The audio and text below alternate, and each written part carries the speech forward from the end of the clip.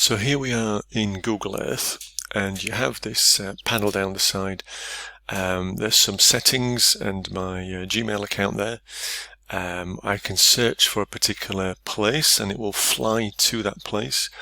I can see various journeys that have already been put in here. There's quite a nice one here in a cultural heritage theme. Start exploring. There's 6 areas to explore. You'll see we're in the map here. We're about to go to America.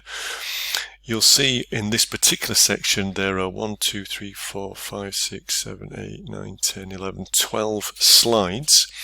The slides are actually not static pictures, as you can see. This is Google's, is it Street Scene? Street View, Street Scene. So we can navigate this, zoom in and out, and navigate. And if we want to go back to to reset, we just click on there and we go back to the landing place. From here, the camera will pan out across the country and then back down to the angle and position exactly that is required. You can see this is New York at a 3D angle looking down.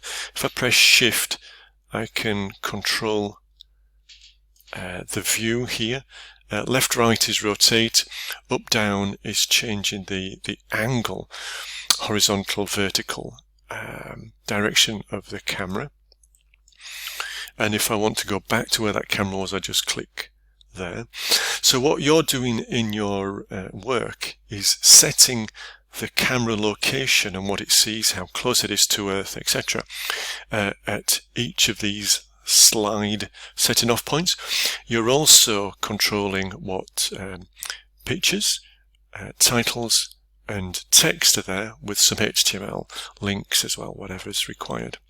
Okay, so that's basically what you're doing. This is what's called a large text box, and there's some small text boxes, alternatives that just sort of float over the top. So that's Voyager. There's a few there to look at. You can get lucky.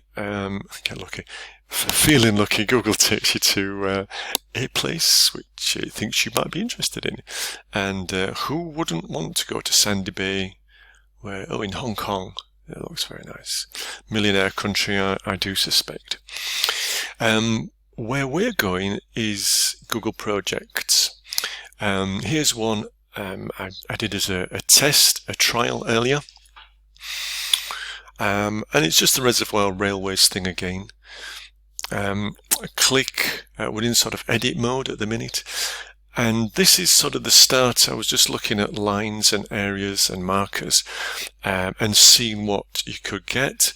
So they're not numbered, but these are chronological. That's the first one. So this is where I placed the camera to start off with. I can edit the camera. The next one zooms into the National Trust car parks, and you can see each one I've got some text. One of these I've got some pictures. You can put multiple pictures in and it becomes a slideshow. So we have a vector here with some transparent fill. Now on this one, this isn't a picture of what was there, but it's a picture of the sort of technology that was used to go up this hill. And if you have more than one picture, it becomes a slideshow that you can go left and right on it. Now one of these, in fact I can click on this one. I know this one is a street view. If I click on, I want to go there, no. View of handling area. Okay, so this is now a Google Street View camera, and we can see the line that I've put on there already, and this is the line of the horse-drawn railway. So there would be a railway along here 130 years ago, 1870, so 150 years ago, and it moseyed along the hillside, and the railway provided access for guys to put a water channel in here. So there's a tunnel, a concrete tunnel underneath here, and a railway that was at the side of it. So we've got, and anytime whilst I'm using this, I can come out and have a little look. In terms of watching a tutorial or present. So present is what the user would see when they started off. Now we've got the slides down here. Okay, so this is the view of what I've just created.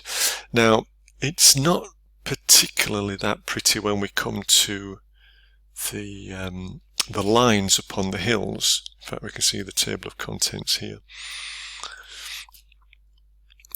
But it does serve quite a nice purpose. We've got the Google Earth imagery, we've got the lines, and we're able to attach detail, and this we can put HTML in here, we can link out, we can put underlines, coloration, etc.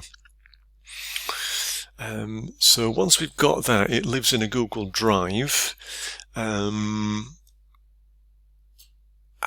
Basically I can move these things up or down, and just by dragging I can make them invisible. I can change the content at the front. So I can do quite a few bits and pieces, and whatever section I'm in, there's a tutorial as well.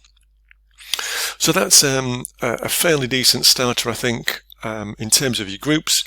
Ideally, one of you will do one of these each and then put them together in the final website. But you just need to be able to tease out what you've done. Okay, thank you very much.